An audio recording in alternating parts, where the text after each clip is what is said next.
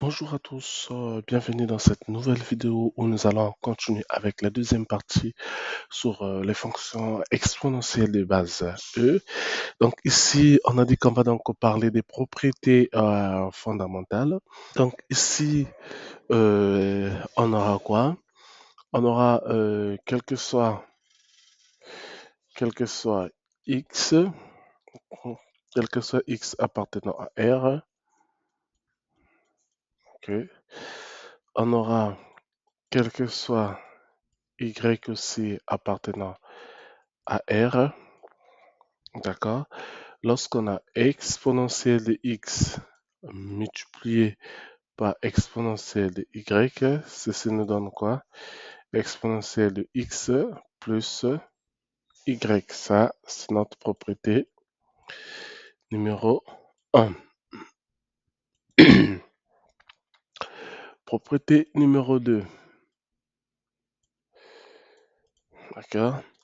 Propriété numéro 2, lorsqu'on a exponentielle de moins x, ceci est égal à quoi? À 1 sur exponentielle de x.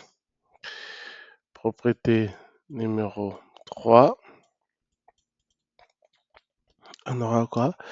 Lorsqu'on a exponentielle de x sur exponentielle de y, ceci nous donne quoi? Exponentielle de x moins y.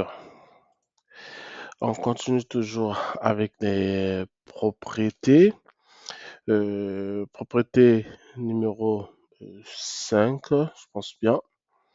Propriété numéro 4, donc on va aller avec 4. Donc P4 nous donne quoi?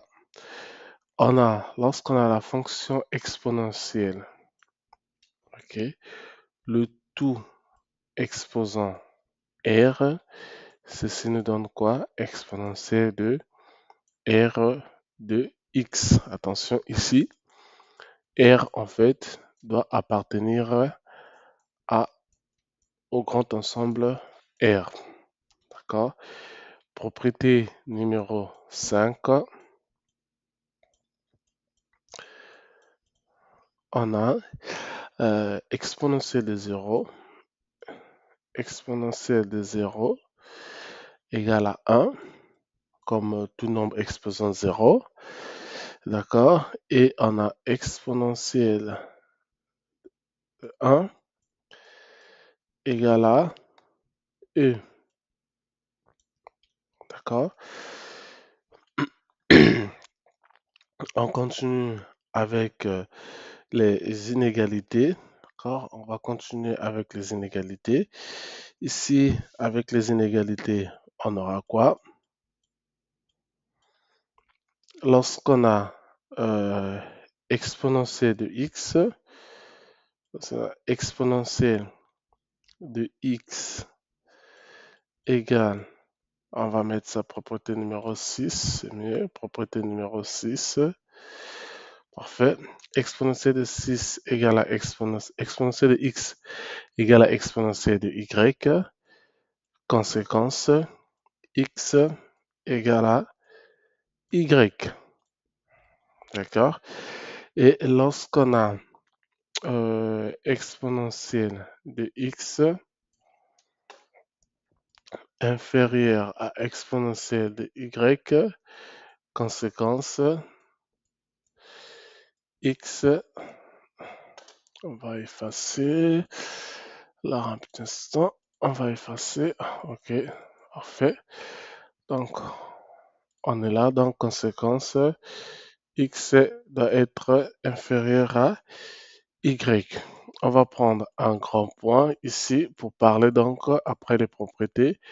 On va parler un peu de la dérivée, d'accord? Parce que lorsqu'on effectue une étude des fonctions, ben, il y aura un certain moment où on aura besoin de dresser le tableau de variation. Ben, dans ce cas, on doit dériver la fonction que nous avons. Donc ici, si on prend quel que soit x appartenant donc à l'ensemble R, la dérivée de exponentielle de x nous donne exponentielle de x. D'accord? Quand vous dérivez la fonction exponentielle elle-même, vous retrouvez la même fonction. Par conséquent, ici, lorsque vous avez exponentielle de u de x, d'accord? Ici, si on nous demande la dérivée de cette fonction, mais la dérivée nous donne quoi? Ça nous donne u' de x exponentielle de I de x. Voici la formule qu'il faut retenir pour des fonctions dérivées. Donc, merci à tous d'avoir suivi cette deuxième partie sur des fonctions exponentielles. Donc, comme on vous explique, c'est une série de petites vidéos sur des fonctions exponentielles. Donc, le cours est complet.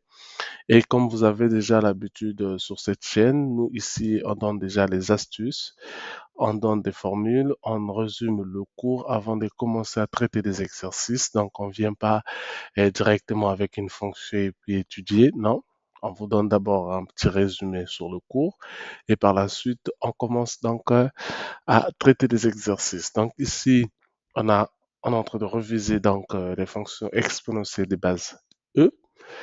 Et puis, après la révision, on va donc commencer à traiter quelques exercices de base avant d'essayer un peu d'approfondir parce que le but des exercices de base, c'est pour vous faire asseoir en fait le cours dans la tête.